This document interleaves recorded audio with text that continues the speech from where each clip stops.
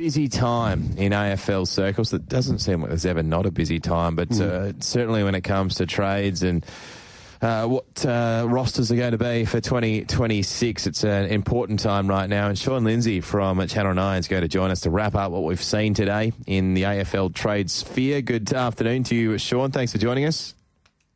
Good afternoon, gents. And it's that time of year where all the AFL fanatics, the real nuffies, get very excited, and there's all this conjecture and talk of your club and how they can get better in the off-season. And I think the big news stories today are the non-trades that haven't quite happened yet. And we're talking about the big fish Curnow, who is still yet to be traded, Charlie Curnow, to Sydney, despite touring the facilities yesterday and despite an offer being on the table for him. And Zach Merritt still yet to be traded away from Essendon because that club is staying resolute. So while there has been some mini trades happening in the background, there's been a little bit of action today. They all pale in comparison compared to these huge monster trades, which could go all the way to the wire tomorrow come deadline. So it's pretty exciting. It's a bit frustrating for the journos who are trying to get some confirmation on things, and they're waiting for some concrete info to come through. But it's just all posturing at the moment, and different camps trying to get the best for their certain parties. So it's still great to watch, but certainly it's going to be a busy 24 hours and going to have all the journos waiting on edge until that deadline, I reckon. Sean, can I ask you for a percent? What Charlie Curnow and Zach Merritt, 100% to be completed, 0% to be completed. Can you give us a percentage, in your opinion, on both of those trades, how likely they are to be completed before the deadline? I reckon they both go through. That's my belief. And look, maybe I'm just being a bit, I don't know, maybe I just think I'm more optimistic for the players ahead of these trades. But basically, just because these players are so far down the path, you talk about Zach Merritt, and I know Essendon, he met with Essendon officials yesterday, and the word coming out of that is that the coach, the admin, the big power brokers at Essendon said there is no way we want to get rid of you. I just wonder if this is just information that's being leaked to try and push up that offer from Hawthorn. You can't have a captain who's come out and said 2 years in a row, basically, it's leaked into the media, that he wants to go. There's even news today that Sam Mitchell has contacted Zach Merritt, so they still want him. He's called him from the US of A, taking time from his holiday, Sam Mitchell, the Hawks coach, to say that they still really want him and to check on him. I just think with Tom Petroro there, this is Zach Merritt's manager, I think that has to go through. And I know some of the journos over East will say that they don't think it's going to happen. They think it's unlikely because Essendon are so resolute. I just, and maybe I'll have egg on my face, Alex and Seb, but probably will have egg on my face. It won't be the first time. But I just don't see how that trade won't go through. I think Petroro will do his magic there. And there is a pretty big deal on the table for Merritt. Pick 9, a future first, a second round of this year or next, and Henry Huswaite. So it's a big deal. And I think Essendon certainly can use that and build from there. And I think Zach Merritt, although he's probably got 4 or 5 good years in him, well, the Essendon will be pushing for a flag, and of course they won't. So they may as well really go hard at this rebuild, similar to what Hawthorn did. They offloaded a bunch of players who were about that same age bracket. They got picks in, and they made the right picks, and now they're sitting in basically, in a preliminary spot, and they'll contend next year. So I think if Essendon were wise to do that, obviously at the moment they have to draw a hard line. The interesting thing, I think, reading the tea leaves, I think the supporters are almost happy to see him go again. They've said that if we can get something out of it, let him go. If he doesn't want to be at the club, let him go. And I mentioned that man, the manager, Tom Petroro, he's actually already said that to Essendon, listen, this is going to happen again next year. It's going to probably happen again for the perpetuity of Merritt's contract and beyond. So get your best deal now. He's got value. Yep. Yeah, right? So, and I think the Essendon faithful would probably agree with that. So I think that's likely to go ahead. I can go into Charlie Curnow as well. I think that's going to go ahead. But do you guys have any other comments or thoughts on that It has the same sort of feeling, not exactly the same because we know that Clayton Oliver had issues off the field, but it has that same sort of feeling at the back end of last year. Clayton Oliver was worth a lot more than he is now, and I'm not saying Merritt is going to go on at Essendon and have a really bad year next year, but there's a possibility that that could happen and he can have a real average year and then he's worth a lot less, and then clearly his age goes up by 1 year as well. So it's just a point that I think Essendon should take into consideration. Yeah, we spoke about this earlier in the show, Sean. I thought that he'd stay. I just think it's more than the actual trade for the Bombers. It's their public perception at the moment. They've been a club that's been knocked from pillar to post, as I've termed it, in recent seasons. They've been, I guess, humiliated at times. They've had a lot of people from the outside looking in, denigrating what they're doing, their program, their high performance program, whatnot. Just sort of, there's been a lot of people taking pot shots, more or less, and it's been a tough place to be the Bombers of late. I think Chris Scott's been very steadfast in the comments he'd made this year that they're on the right track. He's been very steadfast in saying Zach Merritt will stay. Andrew Welsh said the same thing. Matt Rose has said the same thing. And there's also the fact that Bombers fans have been a bit disillusioned by what's occurred at the club in the last few years, but probably going back a fair bit further than that as well. I just think this is a chance for the club to stand up tall, not trade their captain and best player to a rival club, and probably their biggest rival club, and make a statement that we mean business and we're ready to turn it around ahead of 2026. That's sort of my read on it anyway. And that's a good point. I think that can't be undersold either, trading to Hawthorn, who is the great rival. Remember that line in the sand game when Richie Vandenberg was going absolutely bananas. Obviously, Sewell got knocked out by Matty Lloyd, who I don't think had hurt a fly for his entire AFL career, and then knocked Brad Sewell in the next week.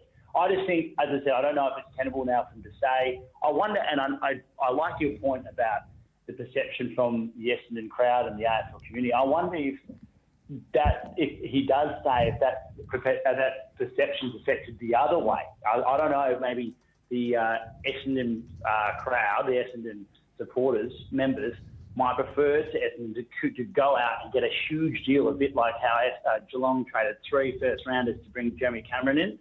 Maybe they could bring Merritt in for the same. It's a bit different over at Sydney. So they're well and truly in the hunt for Charlie Curnow. Obviously, he toured the facilities.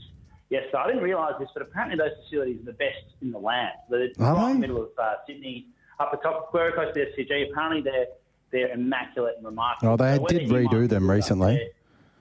Well, yeah, that's right. I think in the last sort of 3 or 4 years. And obviously there's been wined and dined in Sydney last 24 hours. So that deal for Charlie Curnow, pick 11, next year's first rounder, Ollie Florent and Will Hayward. And that's to bring in, to bring in Curnow. They're going to offload all of that. So I think this is more of a symbiotic relationship here. I think both work. I mean, Hayward in particular is something that Carlton need. They've got Harry Mackay, who can do his thing as a forward. He's a Coleman medalist as well as Charlie Curnow. Obviously, you want to keep Charlie, but considering his output this year, I think it was a little bit disappointing, some of the delivery that came to him. Obviously, Carlton just couldn't kick the ball this year. They butchered it for fun. They were throwing some stakes all over the shop. But I just wonder if this sort of fight that he had when the ball hit the ground, I wonder if that stands up under Voss's style. So I'm not sure if Carlton particularly want him. Certainly there's not as much noise as around the Merritt situation. They're certainly willing to be entertained by Sydney. And I think Ollie Florent, he's a great player. He's an inside player who doesn't get a lot of the ball, but he can play that role around your Cripps and your Cheras and everything. I mean, Carlton's issue is that they need their players to play better. They've got 40 really good players. Walsh needs to spend some time out there in the field and actually get back to his good form. Cripper needs to turn into a bit more of a role player, that he can't just carry the team. And you need those blokes like Chera and Hewitt to really have good years, and then that could be a formidable force. And I think Hayward, Florent could really help, and then a first rounder this year and next could also help their situation. I think Charlie Curnow gets done as well. I'd love to see Geelong try and poach them, but that would take a third party, another team, because Geelong just, we've offered the 3 first-round picks across 3 years, but they might be anywhere between 15 and upwards. And then we're talking about drafts that could potentially be compromised for Tasmania coming through. So that just won't cut the mustard. Geelong would have to go to another club, then somehow some orchestrated deal would bring more first-round picks that are higher up the order, and then I just don't see that happening. The real coup today, and the real surprise is Nathan Buckley joining the team down the highway, but I don't want to get lost with the Cats stuff. But anyway, so that's Charlie Curnow, and although it is a big deal, and I think that'll go, we were sort of expecting that maybe to land today, but as of 3:55, it hasn't quite got there yet. So I suspect that might go tomorrow, and it could go all the way to deadline. Although I think there's less friction on this one, it might go early morning tomorrow, but we'll just have to wait and see. All right, what about the Cats? You mentioned them. Chris Scott, I heard today that he's going to sign a deal that will lead him to the end of 2029. That's nearly 2 decades in the role. Unbelievable. Thank God. He was. It's been unreal with him. He came in as a 36-year-old to the club. I'm 36, and I'm not. I can barely coach collegians down the road. Just took the reins of a team that had won 2 premierships under Bomber Thompson, and then took him to a premiership in his first year. He's a remarkable. There was a period of time for probably 5 or so years where he was sort of out of favour, I think, amongst Geelong people, and he. I think a lot of people thought that he just didn't have the game plan. We were sort of copying the Eagles game style that won the 2018 premiership, and that was a slow play where you set up behind the ball and you're almost impervious to any scores.